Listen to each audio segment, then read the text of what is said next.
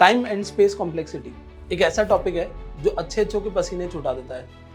अगर आपको ये लाइन रिलेटेबल लग रही है तो वरी नॉट, मेरे कॉलेज टाइम में मैं भी आप लोगों के जैसा ही था। मुझे कभी ये समझ नहीं आया कि टाइम और स्पेस कॉम्प्लेक्सिटी यूज़ क्यों करते हैं, बट मेरे प्रोफेसर ने एक ऐसा क्वेश्चन मुझे सॉल्व करने के लिए दिया जिसको सॉल्व करने के बाद मुझे ये अच्छे से समझ आ गया कि टाइम और स्पेस कॉम्प्लेक्सिटी एक्चुअली होता क्या है। वही क्वेश्चन आज इस वीडियो में हम लोग सॉल्व करने वाले हैं। तो इस वीडियो में हम बहुत सारे क्वेश्चन सॉल्व करेंगे, बट इनिशियल 10 मिनट्स में आपको समझ आ जाएगा कि टाइम और स्पेस कॉम्प्लेक्सिटी एक्चुअली क्या है। तो ये वीडियो पूरा देखो ना देखो, लेकिन इनिशियल 10 मिनट्स बिल्कुल मिस मत करना।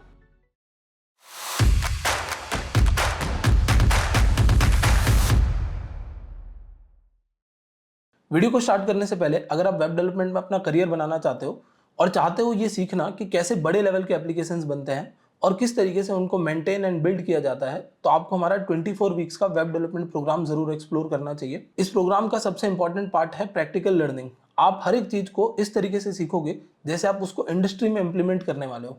इस प्रोग्राम की ऑफलाइन एंड ऑनलाइन दोनों क्लासेस अवेलेबल है, तो डिस्क्रिप्शन में आपको लिंक मिल जाएगा। Go and book your demo class now.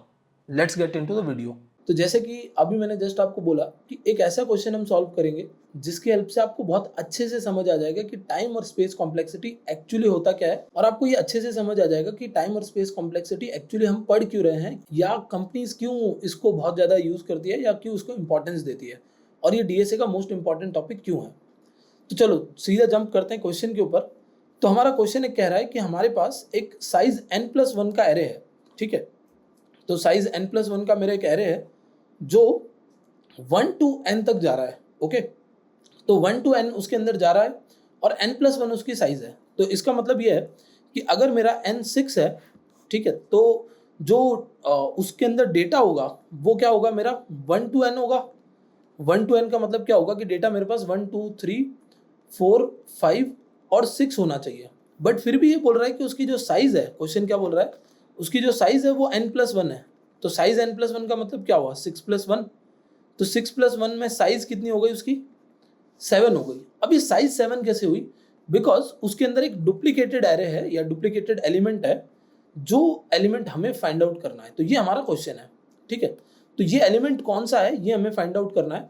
तो ये एरे मैं आपको दिखाता हूँ। अभी एरे में 1 है, 2 है, 3 है, 5 है, 6 है, 5 अगेन है, फिर 4 है। तो ये मेरा डुप्लीकेट एलिमेंट है। एग्जैक्टली हमारा डुप्लीकेट एलिमेंट फिर कौन हुआ, 5। अब इस 5 को फाइंड आउट करने के लिए मुझे यहाँ पर काम करना है, और लकीली ये 5 हमें इधर मिल गया। ये एरे ऐसा भी दिख सकता था जिसमें 5 हमें सबसे लास्ट में मिलता, यानी 6 होता, 4 होता, फिर 5,5 होता। ऐसा भी एरे हो सकता था। हमें क्या करना है, हमें इस प्रॉब्लम को सॉल्व करना है। अब ये एक तरीके की प्रॉब्लम है, और इसीलिए एक्चुअली इंजीनियर्स को हायर किया जाता है कि वो एक ऐसा ऑप्टिमाइज सॉल्यूशन बनाए जो इस तरीके की प्रॉब्लम्स को यूजिंग लेस टाइम या less number of operations and less space solve कर पाए। तो इस प्रॉब्लम को सॉल्व करने के लिए 3 अलग अलग मेथड्स हम यूज करेंगे। पहला मेथड जो हम यूज करेंगे उसमें हम 2 लूप्स यूज करने वाले हैं और उसकी हेल्प से इसको सॉल्व करेंगे, ठीक है। तो ये 2 लूप्स हैं हमारे। अभी पहले उसके सॉल्यूशन पे हम जाएंगे। इस तरीके का एक कोड लिखेंगे हम लोग। तो चलो एक बार सॉल्यूशन पे डिस्कशन करते हैं। 2 लूप्स यूज करने का मतलब क्या है मेरा, मैं इसकी एनालॉजी समझाता हूँ पहले आपको। तो मैं पहले लूप की हेल्प से एक एक नंबर को निकाल के बाहर लेके आऊंगा, ठीक है। फर्स्ट लूप की हेल्प से मैं क्या करने वाला हूँ, मैं इन सभी नंबर्स को बाहर निकालने वाला हूँ। तो मैंने निकाल लिया 1 2 3 5 6 5 एंड 4, ठीक है। अब मेरा नेक्स्ट स्टेप क्या होगा, मेरा नेक्स्ट स्टेप ये होगा, तो जो फर्स्ट नंबर है मेरा, उसको मैं इन सभी नंबर्स से, ये जो सारे नंबर्स आपको दिख रहे हैं ना, उनसे कंपेयर करूंगा और देखूंगा कि ये इनमें से किसी से मैच तो नहीं कर रहा है। तो मेरा जो सेकंड लूप होगा वो 1 से शुरू ना होके, यानी 0th इंडेक्स से शुरू ना होके, first index, second index, third index, fourth, fifth और सिक्स्थ, ये 6 इंडेक्सेस हैं। तो 0th इंडेक्स वाला जो मेरा लूप है वो फर्स्ट से बाकी पीछे तक सबको चेक करेगा। तो वो कितनी बार चलेगा मेरा लूप, तो वो चेक करेगा 2 को, 3 को, 5 को, ठीक है। वो किस किस को चेक करेगा, 2 3 5 6 5 एंड 4। तो मेरी जब वैल्यू n की वैल्यू, या मैं बोलता हूं कि मेरी जब i की वैल्यू, क्योंकि मेरा आउटर लूप जो होगा वो i होगा, तो जब मेरी i की वैल्यू 0 होगी तो मेरा जो j वाला लूप है, मेरा सेकेंड वाला लूप है जो, वो 1 to n चलेगा, ठीक है। जब मेरी j की वैल्यू 1 होगी तो मैं सेकेंड इंडेक्स की बात कर रहा हूँ, तो 3 5 6 5 4, तो 3 5 6 5 4 इन सभी के साथ चेक किया जाएगा। तो इसका मतलब 2 to n चलना पड़ेगा। ठीक है, सही है, क्योंकि यहाँ हम j को जो स्टार्ट करेंगे वो i+1 से स्टार्ट करेंगे और लेके जाएंगे कहाँ तक, n तक। अब मैं थर्ड की बात करता हूँ, तो थर्ड का मेरा जो इंडेक्स है वो इंडेक्स क्या है, 2। तो मैं यहाँ से स्टार्ट करते हुए 5, फिर 6, 5, 4 इन सभी को मैच करूंगा। तो इंडेक्स 2 के लिए मुझे 3 + n तक चलना पड़ेगा। ठीक है, तो इस तरीके से मुझे ये जो सारे के सारे नंबर्स अगर चेक करने हैं, और मैंने बोला कि 5 अगर लास्ट में मिल जाता मुझे, तो मुझे इन सभी को चेक करना पड़ता। तो जब मैं इन सभी को चेक करूंगा तो नंबर ऑफ ऑपरेशंस कैसे हो रहे होंगे, तो चलो एक बार इसको चेक करते हैं कि 5 को चेक करने के लिए मैंने बोला कि 5 के बाद मैं किसको चेक करूंगा, 6 और 5। तो मैं 6 को चेक करूंगा और 5 मेरा वो नंबर था जो मैच हो गया। ठीक है, मुझे क्या करना था, मुझे ये जो नंबर है ना मेरा, इसको एक एक से मैच ही तो करवाना था, इनमें नहीं हो रहा था। बट यहाँ पर मेरा 5 और 5 जो है दोनों नंबर्स वो मैच हो चुके हैं। कब, जब मैं इस पॉइंट पे था एरे में। ठीक है, यहाँ पर मेरा 5 और 5 मैच हो चुका है, तो मैं यहाँ से आगे नहीं जाऊंगा, मैं यहाँ पर क्या कर दूंगा, ब्रेक कर दूंगा, मतलब मैं बोलूंगा कि कोड यहीं एंड हो जाए। अब अगर यहाँ पे इस पूरे प्रोग्राम के नंबर ऑफ ऑपरेशंस देखें हम लोग, नंबर ऑफ ऑपरेशंस कैलकुलेट करने के लिए मैं काम करता हूँ, फिर से एक एरे बना लेता हूँ जिसके अंदर मैं इस बार वर्स्ट केस मान के चलूंगा कि 1 2 3 4 6 5 एंड 5 है। तो मुझे यहाँ कैसे ऑपरेशंस करने पड़ते, तो मुझे इस केस में 1 को चेक करवाने के लिए 6 टाइम्स लूप चलाना पड़ता। ठीक है, 6 टाइम्स का मतलब है मुझे लूप चलाना पड़ रहा है 6 टाइम्स। तो एक्चुअली मुझे n टाइम्स लूप चलाना पड़ रहा है, क्योंकि मैं पहले से यहाँ से मुझे पता है कि n की वैल्यू मेरी 6 है। सेकेंड नंबर को चेक करने के लिए मुझे कितनी बार लूप चलाना पड़ेगा, 1 2 3 4 5 टाइम्स लूप चलाना पड़ेगा, which is equivalent to n-1। Next number को चेक करने के लिए, 3 को चेक करने के लिए मुझे क्या करना पड़ेगा, 4 टाइम्स लूप चलाना पड़ेगा। ठीक है, तो 4 टाइम्स लूप चलाने का मतलब है n-2। इसी तरीके से फोर्थ नंबर 4 को चेक करने के लिए, मैं ये 4 की बात कर रहा हूँ, 4 को चेक करने के लिए मुझे 3 टाइम्स लूप चलाना पड़ेगा, जिसका मतलब क्या हुआ मेरा n-3। फिर मुझे 6 को चेक करने के लिए कितनी बार लूप चलाना पड़ेगा, 2 टाइम्स लूप चलाना पड़ेगा, which is equivalent to n-2। ठीक है, तो n-2 यहाँ हो गया। और फिर मुझे वापस से 5 को चेक करने के लिए कितनी बार लूप चलाना पड़ेगा, 5 को चेक करने के लिए 1 टाइम ही लूप चलाना है, पीछे एक ही बार लूप चलाना है, तो 1 तक लूप चलाना पड़ेगा। इसका मतलब मेरे जो टोटल ऑपरेशंस हैं वो कैसे हो रहे हैं, वो हो रहे हैं n + n-1 + n-2 plus up to 1। ठीक है, तो इस तरीके से मेरे 6 नंबर्स को फाइंड करने के लिए ये ऑपरेशंस हो रहे हैं, 6 time, 5 time, 4 time, 3 time, 2 time, 1 time. अब इसको अगर मैं मैथमेटिकली सॉल्व करना चाहूँ तो n-1 + n-2 + n-3 up to 1 इस तरीके से लिखा जा सकता है, n + n-1/2। इसको अगर हम सॉल्व करने की बात करते हैं तो हम अगर यहाँ 6 डालते हैं तो 6 + 1 कितना होगा, मेरे पास 7 हो जाएगा, और डिवाइड बाय मुझे क्या करना है, 2 करना है। तो 6 + 1 7 डिवाइड बाय 2 मतलब 42 डिवाइड बाय 2, जिसका मतलब क्या होता है 21 ऑपरेशंस। ये मैंने क्या निकाला है, ये मैंने निकाला है नंबर ऑफ ऑपरेशंस। ठीक है, नंबर ऑफ ऑपरेशंस अंदर वाले लूप में कितने हो रहे हैं हमारे, 21 हो रहे हैं, प्लस 1 2 3 4 5 6 ये 6 ऑपरेशंस और ऐड कर लो आप, तो अराउंड हमारे कितने ऑपरेशंस हो रहे हैं, 27 ऑपरेशंस हो रहे हैं, क्योंकि n ऑपरेशंस तो हमने करने ही पड़ेंगे। वो 27 ऑपरेशंस हम कर रहे हैं, तब जाके 27 ऑपरेशंस मतलब बाहर वाला लूप भी ऑपरेट कर रहा है, अंदर वाला लूप भी ऑपरेट कर रहा है। ऐसे 27 ऑपरेशंस के बाद में मुझे एक डुप्लीकेट नंबर मिल रहा है वर्स्ट केस सिनेरियो के अंदर। ठीक है, वर्स्ट केस का मतलब है कि बहुत बुरा से बुरा क्या हो सकता है कि वो नंबर जो डुप्लीकेट था वो लास्ट में हो। अच्छा से अच्छा क्या हो सकता है, अच्छा से अच्छा ये हो कि वो जो नंबर है डुप्लीकेट वाला वो आगे आ जाए, मतलब 1 और 1 दोनों आ जाए। तो मुझे हो सकता है सिर्फ एक ही बार n ऑपरेशंस, n+1 ऑपरेशन ही करने पड़ेंगे, n+1 ऑपरेशन मतलब 6 + 1 7 ही करने पड़ेंगे। बट जब हम टाइम कॉम्प्लेक्सिटी की बात करते हैं, हम लोग वर्स्ट केस सिनेरियो को ही डिस्कस करते हैं हमेशा। तो मैं बोलता हूँ कि वर्स्ट केस सिनेरियो में मेरा जो फॉर्मूला है वो ये है। ठीक है, क्या है, n+1/2 प्लस n ऑपरेशंस मुझे करने पड़ेंगे, तब जाके क्या हो पाएगा, तब जाके मुझे कहीं एक रिजल्ट निकल के आ पाएगा। और ये ऑपरेशन सिर्फ किसके लिए किया अभी मैंने, सिर्फ और सिर्फ 6 डिजिट्स के लिए। तो ये ऑपरेशंस कैसे हो रहे हैं, इन ऑपरेशंस को समझने के लिए ये एक मेरा कोड है, जो code 0 to less than equals to n तक चल रहा है। तो n की वैल्यू कितनी है, 6 है। तो बाहर वाला मेरा जो लूप है वो 0 to less than equals to n चल रहा है, तो n की वैल्यू 6 है, तो 0 1 2 3 4 5 6, यानी 0 1 2 3 4 5 6, ये लेस देन ही होगा, लेस देन इक्वल्स टू नहीं होगा। तो 6 टाइम्स यानी n टाइम्स हमारा ये लूप चल गया, और फिर इसके अंदर हमारा जो लूप है n+1/2 टाइम्स चल रहा है, ये अंदर वाला लूप, ठीक है। इसको मिला दें अगर हम n+1/2 प्लस n, इतने ऑपरेशंस मुझे करने पड़ेंगे, तब जाके मैं निकाल पाऊंगा कि कौन सा नंबर डुप्लीकेट है। अब इस चीज को कैसे हम सॉल्व कर रहे हैं, तो हमने ये एक फॉर्मूला बना लिया कि भाई जब भी आप 2 लूप्स यूज करने वाले हो तो ये फॉर्मूले से आपको पता चलेगा कि कितने ऑपरेशंस होंगे। अब लेट्स से हमारा ये क्वेश्चन जो है वो बोलता है कि n की वैल्यू 1000 है, ठीक है, n की वैल्यू कितनी है 1000। तो उस केस में मेरा फॉर्मूला कुछ ऐसे बनता 1000 1001 डिवाइड बाई 2 प्लस 1000 ऑपरेशंस, क्योंकि बाहर वाले लूप को आप इग्नोर नहीं कर सकते, बाहर वाला लूप भी अपना काम कर रहा है। और हम वर्स्ट केस सिनेरियो की बात कर रहे हैं, मतलब जो मेरा लास्ट नंबर है ना, वो लास्ट इंडेक्स के जस्ट पहले डुप्लीकेट मैच हो रहा है, जो ये वाला एरे था ना, उसी तरीके से लास्ट इंडेक्स पे ही मेरा डुप्लीकेट नंबर पड़ा है, ये मैं मान के चल रहा हूँ। लास्ट इंडेक्स का मतलब मेरा n की वैल्यू अगर 1000 है तो 1000 इंडेक्स पे मेरा लास्ट नंबर है। तो मेरे इस लूप को भी तो चलना पड़ेगा, आउटर लूप को, और इनर लूप भी चल रहा है। अब इसको अगर हम कैलकुलेट करें तो हमारे पास 1001 प्लस 1000 ऑपरेशंस, ये टोटल नंबर ऑफ ऑपरेशंस हमें करने पड़ेंगे, तब जाके ये मैंने यहाँ पर 1 लिखना था हमें, तो 1001 मल्टीप्लाई बाय 500 प्लस 1000 ऑपरेशंस, ये टोटल नंबर ऑफ ऑपरेशंस करने पड़ेंगे। अगर 1000 0 से 1 से 1000 का हमारा क्या है, एरे है, और उसमें एलिमेंट्स हमारे n+1 है। तो इसको एक बार सॉल्व करके देखते हैं हम लोग।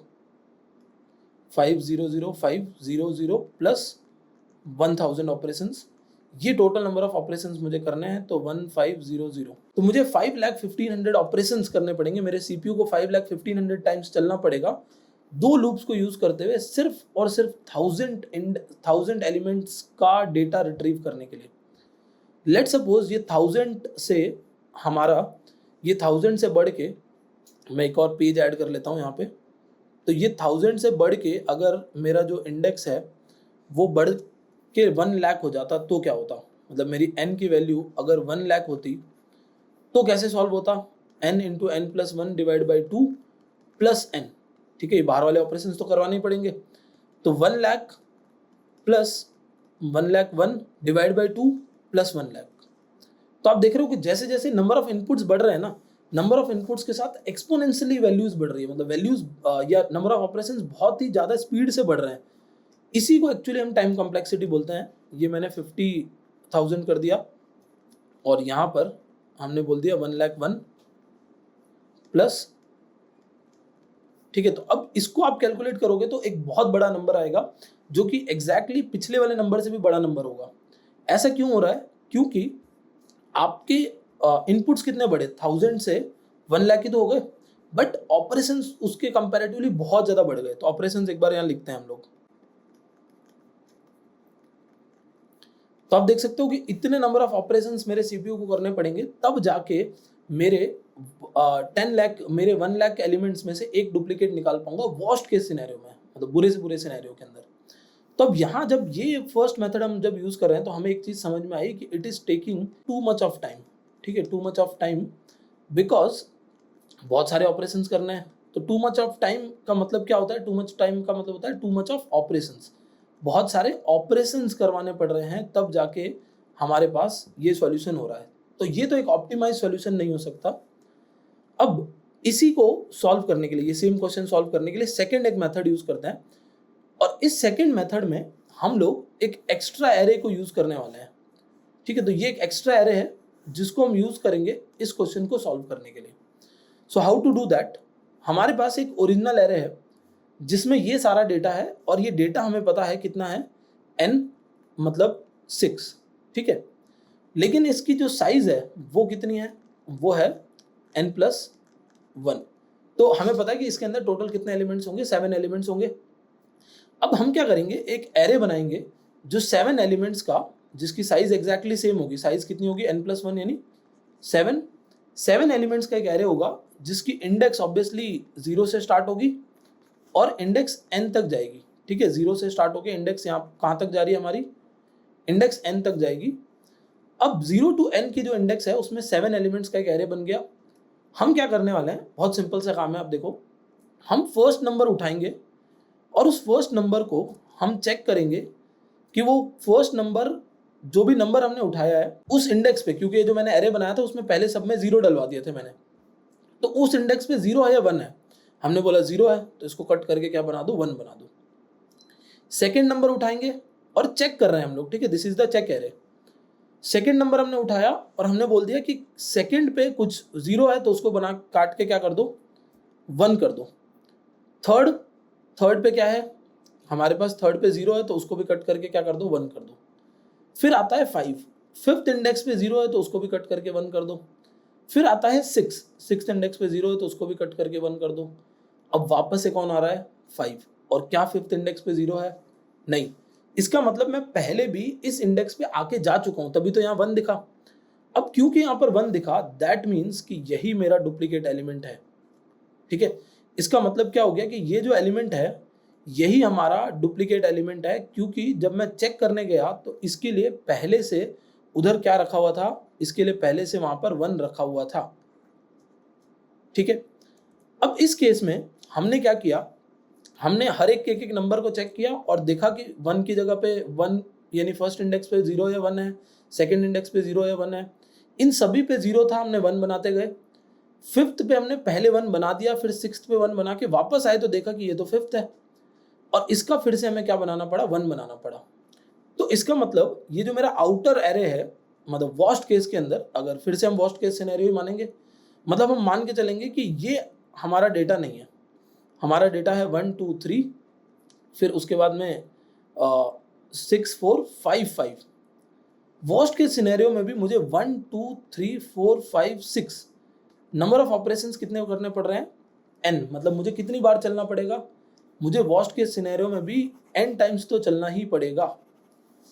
ठीक है, वर्स्ट केस सिनेरियो में भी हमें क्या करना पड़ेगा, n टाइम्स तो चलना ही पड़ेगा, उसके बाद में हमें हमारा रिजल्ट मिल पाएगा।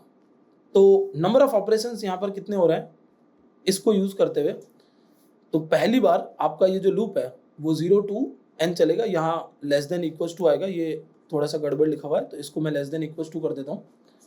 तो मेरा जो नंबर ऑफ ऑपरेशंस होंगे वो मैंने बोल दिया कि कितने होंगे भैया, नंबर ऑफ ऑपरेशंस होंगे n।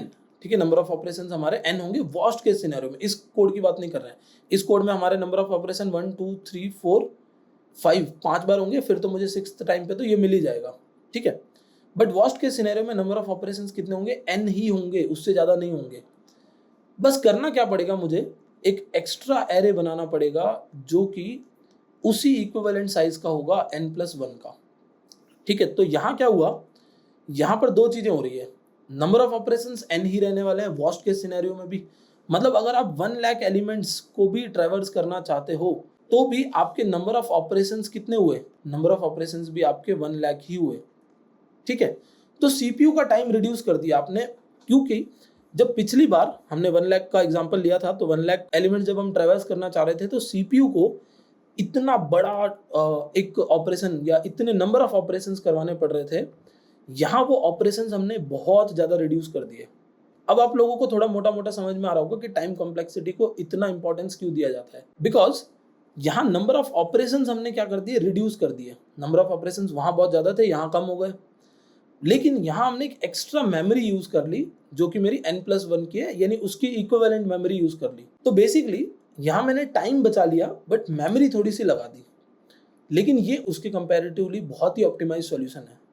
ठीक है, अब हम इसको भी और ऑप्टिमाइज करने पे बात करेंगे, लेकिन हम अगर यहाँ देखें तो हमने क्या किया, हमने टाइम तो रिड्यूस कर लिया और हमने मेमोरी बढ़ा ली।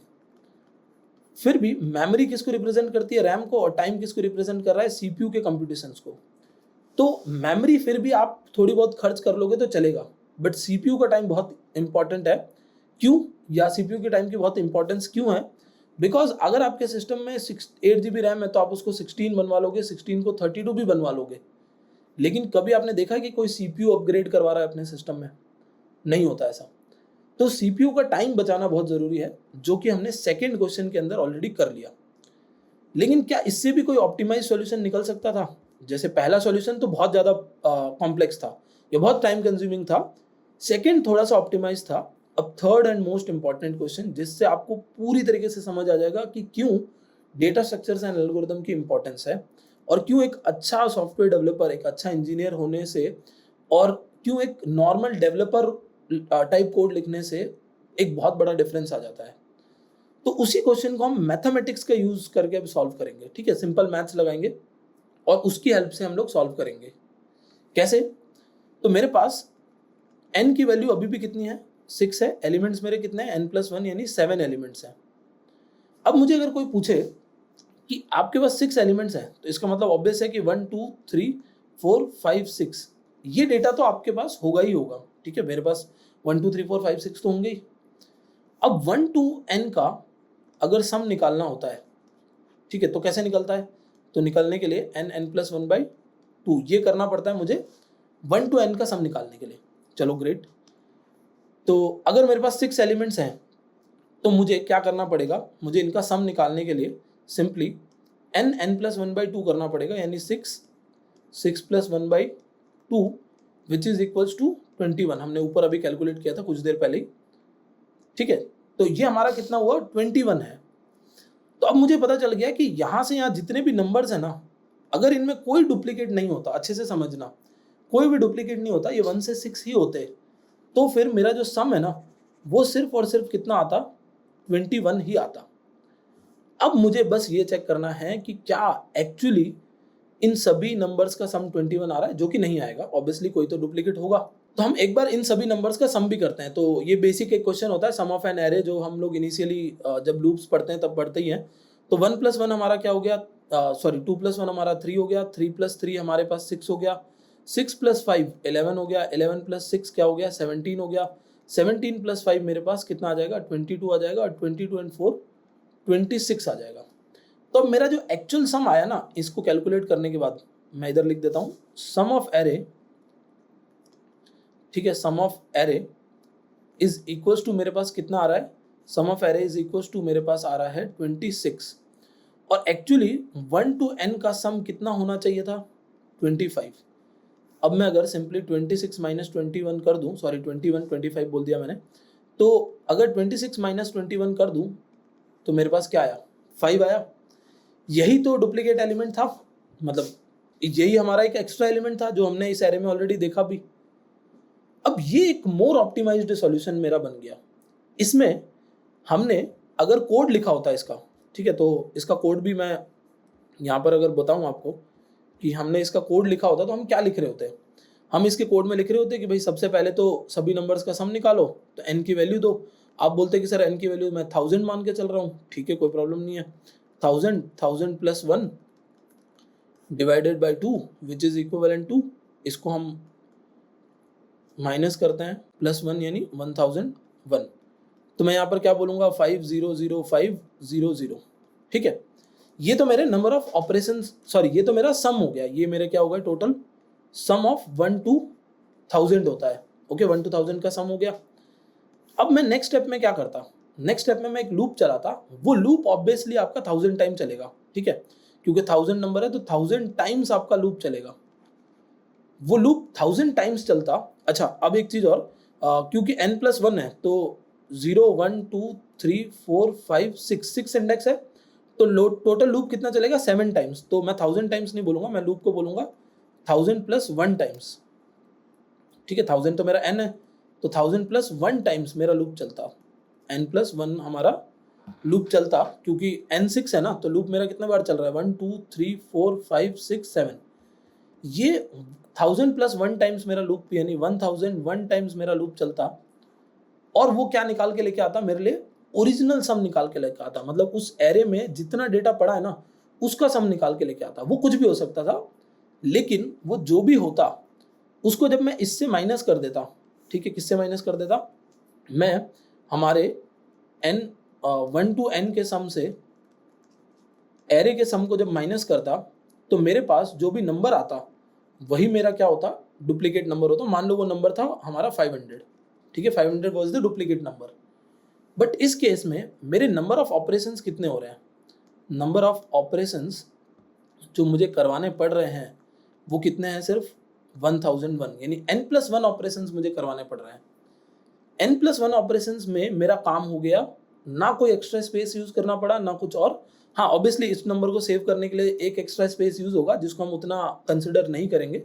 बट हमने क्या किया, थर्ड क्वेश्चन पे आते आते, थर्ड सॉल्यूशन पे आते आते, अब आप वापस से समझना अच्छे से, थर्ड सॉल्यूशन पे आते आते हमने बहुत कुछ रिड्यूस कर लिया है। मतलब हमने बोला कि फर्स्ट सॉल्यूशन के अंदर 1000 अगर इनपुट्स है, मतलब 1000 अगर वैल्यू है, तो उसको सॉल्व करने के लिए this was the number of operation जो कि सीपीयू का बहुत टाइम जाता, ठीक है। सेकंड सॉल्यूशन करने के लिए सीपीयू का मैंने टाइम रिड्यूस कर लिया, ठीक है, मैंने 1000 ऑपरेशन ही करने थे तो मैंने सीपीयू का टाइम रिड्यूस कर लिया, बट मुझे एक एक्स्ट्रा स्पेस यूज करना पड़ा। आई गेस हमने यहीं कहीं सॉल्व किया था कि हम क्या करेंगे, सीपीयू का जो टाइम है वो तो हम रिड्यूस कर लेंगे, +1 हमें चलाना पड़ेगा, बट एक एक्स्ट्रा स्पेस यूज करना पड़ेगा हमें सेकेंड एरे के अंदर, ठीक है, सेकेंड फंक्शन जो हमारा है उसके अंदर। नंबर ऑफ ऑपरेशंस हम रिड्यूस कर देंगे, मैं इसको 1000 कर दूं अगर, तो नंबर ऑफ ऑपरेशंस मेरे रिड्यूस हो जाएंगे और मेरा एक एक्स्ट्रा एरे यूज हो जाएगा जब मैं सेकेंड सॉल्यूशन की बात करता हूँ। बट जैसे ही मैं थर्ड सॉल्यूशन पे आता हूँ, थर्ड सॉल्यूशन पे मेरे नंबर ऑफ ऑपरेशंस मैंने उतने ही रखे, लेकिन मेरा टाइम, मेरी स्पेस कॉम्प्लेक्सिटी मैंने रिड्यूस कर दी। तो हमने क्या किया, हमने 3 अलग अलग तरीके से इस क्वेश्चन को सॉल्व किया, और तीनों अलग अलग तरीके में पहला जो तरीका था, फर्स्ट मेथड, वो मेथड हमारे लिए क्या लेके आता है, वो मेथड हमारे लिए M1 में हमारा क्या हो रहा था, M1 में हमारे नंबर ऑफ ऑपरेशंस बहुत ज़्यादा थे, ठीक है, number of operations were very high. चलो ठीक है, तो M2 ने क्या किया, M2 ने नंबर ऑफ ऑपरेशंस को रिड्यूस कर दिया, number of operations reduced, but क्या हुआ, एक एक्स्ट्रा स्पेस आ गया उधर, एक्स्ट्रा स्पेस वाज यूज्ड, ठीक है, एक एक्स्ट्रा स्पेस यूज हो रहा था। अब M3 ने क्या किया, M3 ने और ऑप्टिमाइज सॉल्यूशन डाला जिसमें number of operations reduced, obviously number of operation reduce हो चुके थे, ठीक है, उतने ही हो रहे थे जितने M2 यूज करा था, but no more extra space, ठीक है, नो मोर एक्स्ट्रा स्पेस।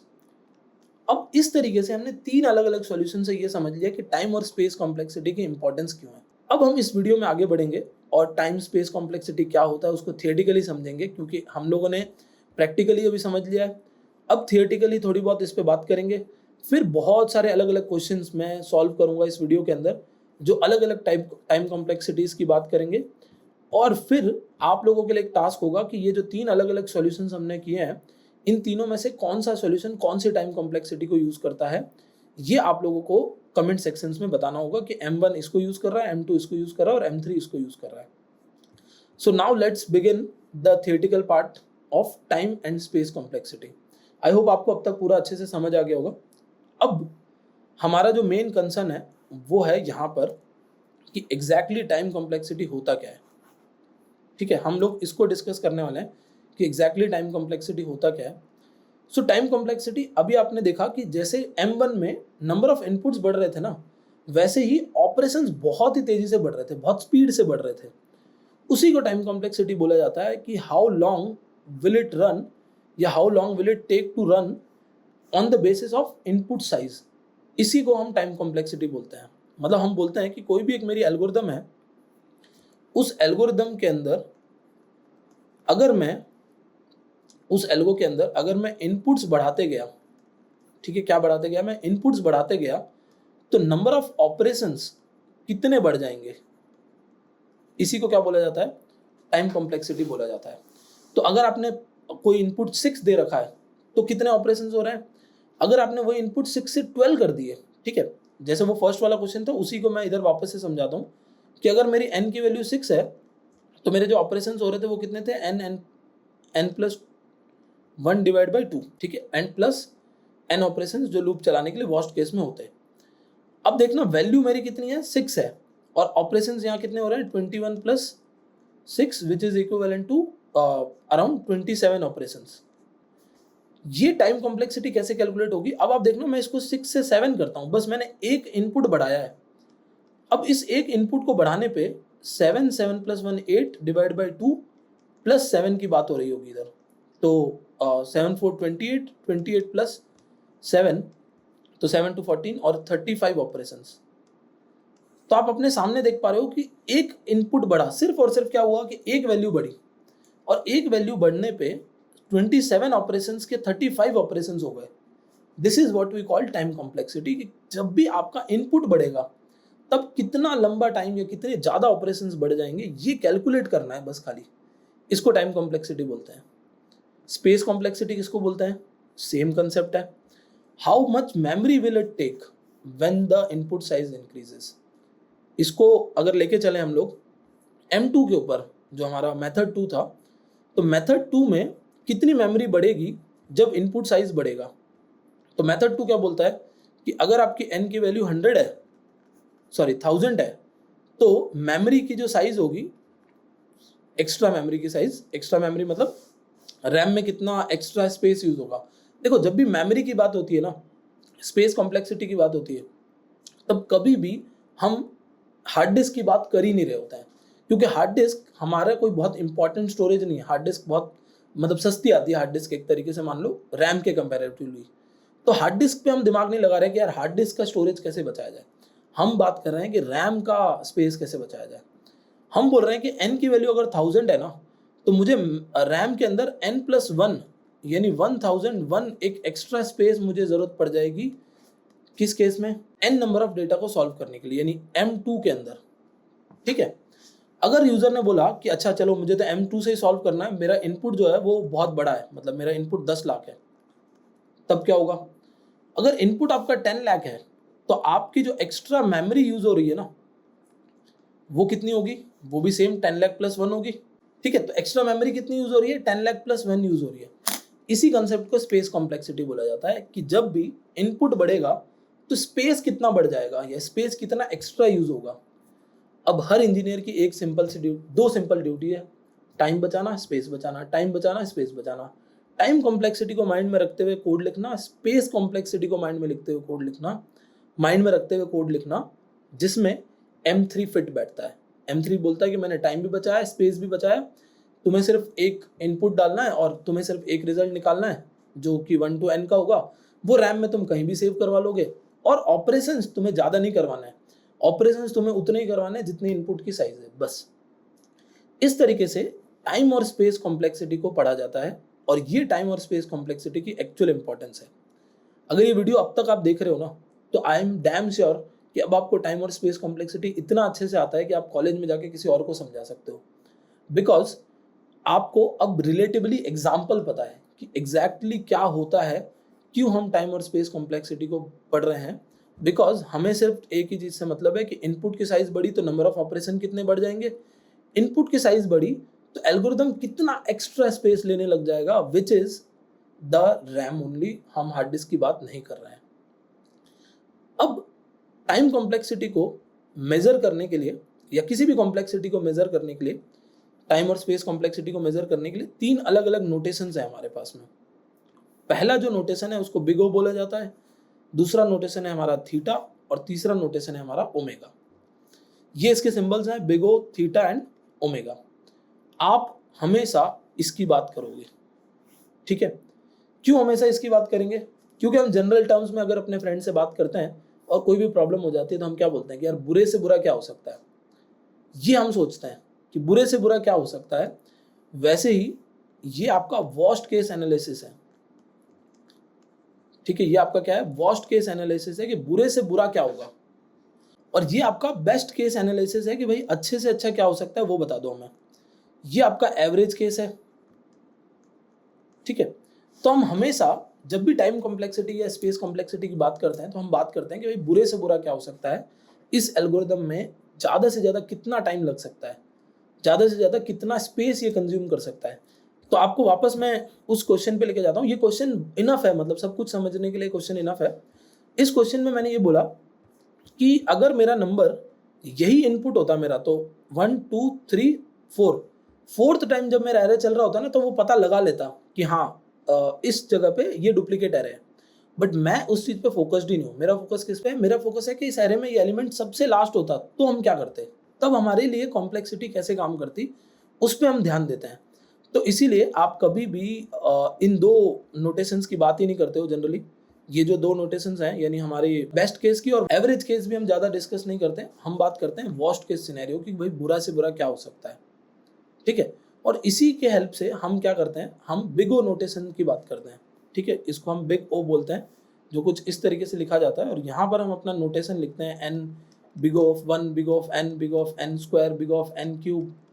ये भी हम लोग सारे आगे डिस्कस करने वाले हैं, और डिस्कस करने वाले हैं कि कैसे बिग ऑफ एन होता है, एन स्क्वायर होता है, एन क्यूब होता है, और ये एग्जैक्ट कैसे काम करते हैं। तो इस तरीके से आप टाइम कॉम्प्लेक्सिटी को, किसी भी कॉम्प्लेक्सिटी को रिप्रेजेंट कर सकते हो। अब हम लोग एक ग्राफ देखते हैं जिससे हमें समझ आएगा कि टाइम कॉम्प्लेक्सिटी कैसे काम करती है, या किस तरीके से टाइम कॉम्प्लेक्सिटी को मेजर किया जाता है। तो टाइम कॉम्प्लेक्सिटी को सिंपली इनपुट की साइज और नंबर ऑफ ऑपरेशंस के बेसिस पे मेजर करते हैं। इनपुट की साइज बढ़ रही है तो नंबर ऑफ ऑपरेशंस बढ़ रहे हैं कि नहीं बढ़ रहे हैं। अब आप यहाँ पर देखना, आपको एक कॉम्प्लेक्सिटी दिखेगी जो बिग ऑफ 1 है। इसका मतलब यह है कि कितने भी इनपुट्स बढ़ा लो, आप देखो यहाँ पर इनपुट्स बढ़ रहे हैं, ठीक है। बट क्या ये ऊपर गया, मतलब नंबर ऑफ ऑपरेशंस बढ़े? नहीं, यहां से सीधा ऐसे चलता जा रहा है। मतलब एक अगर नंबर ऑफ ऑपरेशन है ना तो उतना ही चलेगा, आप कितने भी इनपुट्स बढ़ा लो। इसको हम बेस्ट केस बोलते हैं, कि यहां पर हमारा बेस्ट केस सिनेरियो है कि आप कुछ भी कर लो, नंबर ऑफ ऑपरेशंस नहीं बढ़ने वाले। जैसे मैं आपको इसको एक रिलेटेबल एग्जाम्पल के थ्रू बताता हूँ, n+1/2। आपकी n की वैल्यू कितनी भी बड़ी हो, क्या नंबर ऑफ ऑपरेशंस बढ़े? नहीं। मुझे 1 to n का सम निकालना हो ना, तो ये बेस्ट केस का मैं कोड लिख सकता हूँ, ये वाला, बस n+1/2। इसमें मेरे नंबर ऑफ ऑपरेशंस बढ़ेंगे ही नहीं, और मैं इजीली क्या कर पाऊंगा, एक बेस्ट सॉल्यूशन बना पाऊंगा। तो आप यहाँ से जैसे जैसे ऊपर जाते हो ना, वैसे वैसे बेस्ट टू वर्स्ट केस जाते हो, मतलब this is the worst case, और ये हमारा बेस्ट केस सिनेरियो है। तो वर्स्ट केस सिनेरियो में हमारा बिग ऑफ n फैक्टोरियल आता है, जो सबसे बुरी टाइम कॉम्प्लेक्सिटी होती है। मतलब अगर आपने कोई कोड लिखा और वो इसके अंदर लाई करता है ना, तो इसका मतलब आपने सबसे बेकार कोड लिखा है, सबसे बुरा कोड लिखा है। फिर धीरे धीरे हम जैसे ऊपर बढ़ते हैं तो log n, ये भी एक बेस्ट केस माना जाता है। ये हमारा बिग ऑफ n, इसको भी हम बेस्ट केस मानते हैं कि चलो जैसे जैसे ऑपरेशंस बढ़ रहा है वैसे लीनियर ग्रोथ हो रही है। लीनियर ग्रोथ मतलब जितने ऑपरेशंस उतनी ही ग्रोथ हो रही है। जैसे कि हमारा लूप को चलाने वाला कोड, वो हमारा बिग ऑफ n है। उसमें जैसे आपका इनपुट बढ़ेगा वैसे ही आपका लूप बढ़ेगा। लूप एक्सपोनेंशियली नहीं बढ़ेगा कि मैंने इनपुट 3 डाल दिया तो लूप एकदम से मेरा 9 टाइम्स चलने लग गया, नहीं, लूप भी 3 टाइम्स ही चलेगा। तो ये भी हमारा एक अच्छा केस माना जाता है, बिग ऑफ n। उसके बाद हम एवरेज केस में आ जाते हैं, जो कि हमारा है n log n। और फिर धीरे धीरे हम वर्स्ट केस में जाने लगते हैं, एक्स स्क्वायर या एन स्क्वायर आप बोल सकते हो इसको, एक्स क्यूब, एन क्यूब आप बोल सकते हो, 2 की पावर n या 2 की पावर x बोल सकते हो, और n फैक्टोरियल। तो ये हमारे टाइम कॉम्प्लेक्सिटी को मेजर करने के अलग अलग एक रिप्रेजेंटेशन हम कह सकते हैं इसको, या एक नोटेशन हम बोलते हैं टेक्निकली। ये हमारे अलग अलग नोटेशंस हैं। अभी हम इन सभी नोटेशंस को समझने वाले हैं इस पूरे वीडियो के अंदर आगे। और हम टाइम कॉम्प्लेक्सिटी में कांस्टेंट टाइम से स्टार्ट करते हुए हम अलग अलग नोटेशंस को, log n को समझेंगे, n को समझेंगे, n log n को समझेंगे, एक्स स्क्वायर कब आता है, ये n स्क्वायर कब आता है, एक्स क्यूब कब आता है, ये हम लोग आगे अभी हम डिस्कस करने वाले हैं। तो अगर ये वीडियो आप अब तक देख रहे हो और आपको टाइम कॉम्प्लेक्सिटी, स्पेस कॉम्प्लेक्सिटी समझ आ चुका है, तो कमेंट में जाके लिख दो आई हैव गॉट इट, जिससे कि मुझे वो कॉन्फिडेंस मिल पाए और नेक्स्ट टाइम इसी तरीके के और बेटर वीडियोज हम आपके लिए लेके आ पाए। तो चलो let's start and calculate the constant time complexity which is big of 1। तो इस कांस्टेंट टाइम कॉम्प्लेक्सिटी के अंदर आप देखोगे कि एक बहुत सिंपल सा कोड लिखा हुआ है कि मेरे पास एक एरे है और उस एरे के अंदर से मुझे किसी एक एलिमेंट को निकालना है। अब इसकी टाइम कॉम्प्लेक्सिटी कांस्टेंट क्यों है, मतलब इसको ग्राफ पे अगर मैं रिप्रेजेंट करूं तो ये ग्राफ पे एक कांस्टेंट टाइम कॉम्प्लेक्सिटी क्यों रिप्रेजेंट होगी, बिकॉज मैं कितना भी इनपुट को बढ़ाते जाऊंगा मेरे पास कभी भी नंबर ऑफ ऑपरेशंस नहीं बढ़ेंगे। ठीक है, मैं इनपुट कितना भी बढ़ा लूंगा तो भी मेरे कभी भी नंबर ऑफ ऑपरेशंस नहीं बढ़ने वाले हैं, ये हमारी टाइम कॉम्प्लेक्सिटी कह रही है। ठीक है, क्यों? क्योंकि आप बोलोगे कि सर मैं एरे को ना 1 लाख एलिमेंट्स का एरे बना देता हूँ या 10 लाख एलिमेंट्स का एरे बना देता हूँ, तो क्या होगा? क्या मुझे इसमें कुछ ज़्यादा ऑपरेशंस करने पड़ेंगे? नहीं। तब भी आप बोलोगे कि मुझे मान लो कोई भी एक एलिमेंट का डेटा निकालना है तो मैं एरे 999 ऑपरेशन तो एक ही करना पड़ा, इसलिए ये कांस्टेंट ऑपरेशन है बिग ऑफ 1। इसमें नंबर ऑफ ऑपरेशंस हमारे बढ़ ही नहीं रहे हैं, सिर्फ एक ही ऑपरेशन है वही हमें करना पड़ रहा है, इनपुट कितना भी बढ़ जाए। तो आपको ये ध्यान में रखते हुए चलना पड़ेगा कि time complexity is a measurement of कितना लंबा टाइम लगेगा, नंबर ऑफ ऑपरेशंस कितने बढ़ जाएंगे इनपुट की साइज बढ़ने पे। तो मैं इधर बोल रहा हूँ कि भाई कोई टाइम लग ही नहीं रहा, क्योंकि आप कितने भी इनपुट्स दे दो, हमें क्या करना है, हमें तो बस एक कोड एग्जीक्यूट करना है। तो this is called constant time complexity, जिसमें आपका टाइम नहीं बढ़ता कितने भी इनपुट्स बढ़ जाए, जिसको हम बेस्ट केस मानते हैं। तो कोई भी कोड अगर आप इस फॉर्मेट में लिख पाते हो तो बेस्ट केस सिनेरियो होता है। फिर हमारे पास आता है linear time complexity. Linear time complexity का मतलब क्या है, या लीनियर टाइम का मतलब क्या है कि मेरे नंबर ऑफ इनपुट्स जैसे जैसे बढ़ेंगे ना वैसे ही मेरे ऑपरेशंस बढ़ेंगे। तो अगर आपको किसी ने बोला कि इस एरे के सारे एलिमेंट्स प्रिंट करने हैं, ठीक है, सिंपल सा टास्क है, कोई बहुत बड़ी चीज नहीं है, तो इस एरे के अगर सारे एलिमेंट्स मुझे प्रिंट करवाने हैं तो मुझे n की वैल्यू दी हुई है 5, तो 0 1 2 3 4, ठीक है, चलो प्रिंट करवा सकते हैं। तो मैं 1 to n का लूप चलाऊंगा, ठीक है, 1 to n का लूप मतलब 0 1 2 3 0 1 2 3 4 5 ये लूप चलाऊंगा मैं। अभी जो मेरा 1 2 3 4 4 तक का लूप जो चलेगा ना, उसमें अगर कल को मैं ये मानता हूँ कि मेरे इनपुट में वैल्यूज आ गई 10,000, तो आप बताओ कि लूप कितनी बार चलेगा। आप बोलोगे सर 10,000 टाइम्स ही चलेगा, लूप ज़्यादा क्यों चलेगा, ठीक है, तो लूप हमारा कितना चलेगा, 10,000 टाइम्स ही चलेगा अगर मेरे पास इनपुट 10,000 हो गया। तो मेरे जो नंबर ऑफ ऑपरेशंस हैं वो मेरे इनपुट के साथ साथ इंक्रीज हो रहे हैं। तो दैट मीन्स कि ये मेरी जो लीनियर टाइम कॉम्प्लेक्सिटी है वो अचीव हो पा रही है। अगर आपको कोई बोलता है 1 to 100 प्रिंट करवाना है तो भी एक लीनियर टाइम कॉम्प्लेक्सिटी है, क्योंकि 1 से 100 प्रिंट करवाने के लिए 1 से 100 बार लूप चलाना पड़ेगा। कोई बोलता है कि नहीं मुझे तो 1 to 10 लाख प्रिंट करवाना है, तो क्या करना पड़ेगा, तो 1 to 10 लाख प्रिंट करने के लिए 1 to 10 लाख टाइम्स लूप चलाना पड़ेगा। This is how we calculate linear time complexity which is called big of n। अब ये तो बहुत सिंपल सी टाइम कॉम्प्लेक्सिटीज है, कांस्टेंट टाइम कॉम्प्लेक्सिटी और लीनियर टाइम कॉम्प्लेक्सिटी। अब आती है बिग ऑफ n स्क्वायर। ये एक और एग्जांपल सेम वही है कि मुझे 10 बार WS क्यूब टेक प्रिंट करवाना है तो मुझे कितनी टाइम्स लूप चलाना पड़ेगा, यानी नंबर ऑफ ऑपरेशंस मेरे कितने हुए। नंबर ऑफ ऑपरेशंस हम लोग लूप को बोलते हैं बेसिकली। तो लूप मुझे कितनी बार चलाना पड़ा, मुझे लूप बेसिकली चलाना पड़ा सिर्फ 10 टाइम्स, ठीक है, तो 10 टाइम्स यानी 10 ऑपरेशंस हुए। अब इनपुट की वैल्यू चेंज होके बन जाती 100, तो कितनी बार लूप चलाना पड़ता, 100 टाइम्स चलाना पड़ता। तो इनपुट जैसे बढ़ा वैसे ही उसके इक्विवेलेंट ऑपरेशंस बढ़ रहे हैं, that is why it is called linear time complexity. Next step पे चलते हैं, एक और एग्जांपल लीनियर टाइम कॉम्प्लेक्सिटी का। अब इसके अंदर भी लीनियर टाइम कॉम्प्लेक्सिटी यूज हो रही है, बट कैसे यूज हो रही है वो समझेंगे अभी हम लोग। यहाँ पर आपको लग रहा होगा कि ये कोड और पुराना वाला कोड और ये कोड सेम है, नहीं, इस कोड में और इस कोड में यहाँ डिफरेंस है, देखना। यहाँ पर क्या है, i+1 की जगह i+2 है। तो अब अगर 10 बार मुझे WS क्यूब प्रिंट करना है तो 10 बार प्रिंट नहीं होगा, समझना अच्छे से। पहले 0 प्रिंट हुआ, 0 में WS क्यूब प्रिंट हो जाएगा, मतलब 0 के लिए जब लूप चला तो WS क्यूब प्रिंट हो जाएगा, प्लस इक्वल्स टू 2। तो अब मैं सीधा 2 पे जंप मारूंगा और WS क्यूब प्रिंट होगा। फिर मैं सीधा 4 पे जंप मारूंगा और WS क्यूब प्रिंट होगा। फिर मैं सीधा जंप करूंगा 6 पे, 8 पे, और सीधा मैं कहाँ पहुंच जाऊंगा 10 पे। तो WS क्यूब इस तरीके से प्रिंट होता जाएगा, ठीक है गाइस।